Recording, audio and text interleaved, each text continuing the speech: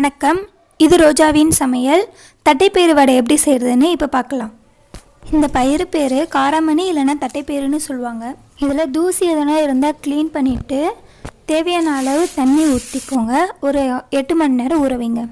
அப்படியே அரைச்சும் செய்யலாம், இல்லை ஒரு நாள் விட்டிங்கன்னா முளைக்கட்டை வச்சும் செய்யலாம்.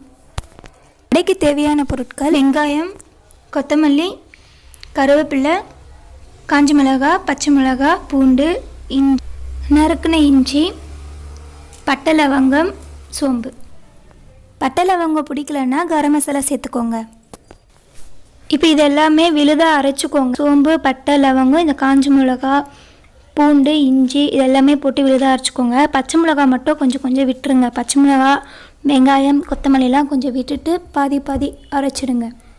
இது போல் பாதி பாதி எடுத்துக்கோங்க. இப்போ இது கூட இந்த பயிரும் கொஞ்சம் போட்டுருங்க. இதுவும் கொஞ்சம் நைஸாக அரைச்சிக்கோங்க. அவ்வளோதாங்க. இந்த மாதிரி பேஸ்ட் மாதிரி பண்ணிக்கோங்க. மீதி இருக்கிற தட்டைப்பயிரெலாம் போட்டு நல்லா பேஸ்ட்டாக அரைக்காமல் சும்மா லைட்டாக அரைச்சிக்கோங்க. அவ்வளோதாங்க. இது போல் அரைச்சிக்கோங்க. நடுவில் 1-2 பயிர் இருக்க மாதிரி அரைச்சிக்கோங்க. இது ஒரு கிண்ணத்துக்கு மாற்றிக்கோங்க. இது கூட நம்ம வச்சுருக்கிற வெங்காயம், கொத்தமல்லி, பச்சை மிளகாய், கருவேப்பிலெல்லாம் சேர்த்துக்கோங்க. அப்புறம் உப்பு தேவையான அளவு சேர்த்துக்கோங்க. நல்லா மிக்ஸ் பண்ணிவிடுங்க. இப்போ வடை சுட பாத்திரம் வச்சுட்டு தேவையான அளவு எண்ணெய் ஊற்றிக்கோங்க. நல்லா சூடான பிறகு ஒவ்வொரு வடையாக தட்டி எண்ணெயில் விடுங்க. எண்ணெய் நல்லா காஞ்சிடுச்சான்ட்டு பார்க்க வேணும்னா ஃபஸ்ட்டு கொஞ்சமாக எடுத்து விட்டு பாருங்கள்.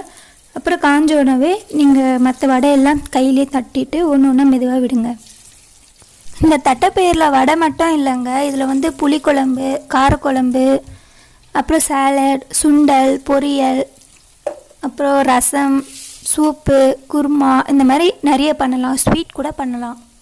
கேலரியை குறைக்கணும்னு நினச்சிங்கன்னா உங்கள் டயட் சார்ட்டில் இதுவும் சேர்த்துக்கலாம். தட்டைப்பயிறு இது முளைக்கட்டை வச்சு காலையில் மதியன்ற மாதிரி சாப்பிட்லாம். நிறைய சத்துக்கள் இருக்குங்க. இதில் என்னென்னா கனிமச்சத்து, புரதச்சத்து, iron, vitamin K, vitamin C நிறைய இருக்குது. மெக்னீசியம், காப்பர், பாஸ்பரஸ், முக்கியமாக மாவுச்சத்து, இவ்வளவு சத்துக்கள் தட்டைப்பயிரில் இருக்குது. இதனால் எலும்பு வலுப்படுத்தும், நம்ம இதயம் வலிமையாக இருக்கும். இதில் நார்ச்சத்து அதிகமாக இருக்குது. அப்புறம் ரத்த சோகை இருக்கிறவங்க இது சாப்பிட்டாங்கன்னா ரத்த சிவப்பணுக்களுடைய எண்ணிக்கை அதிகரித்து அவங்க ரத்த சோகையிலேருந்து வெளிவரலாம். இது போல் எண்ணெயிலையும் அதிகமாக பொரிச்சும் சாப்பிடக்கூடாதுங்க. இது எப்போனா ஒரு வாட்டி ஸ்நாக்ஸ் மாதிரி சாப்பிட்லாம்.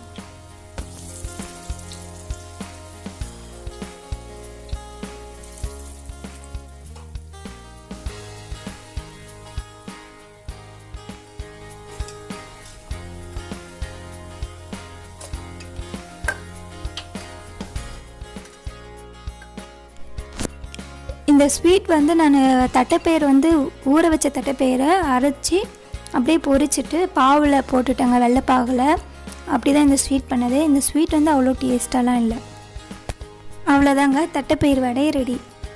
இந்த வீடியோ உங்களுக்கு பிடிச்சிருந்தா லைக் பண்ணுங்கள், ஷேர் பண்ணுங்கள், கமெண்ட் பண்ணுங்கள், மறக்காமல் சப்ஸ்கிரைப் பண்ணுங்கள். தேங்க்யூ.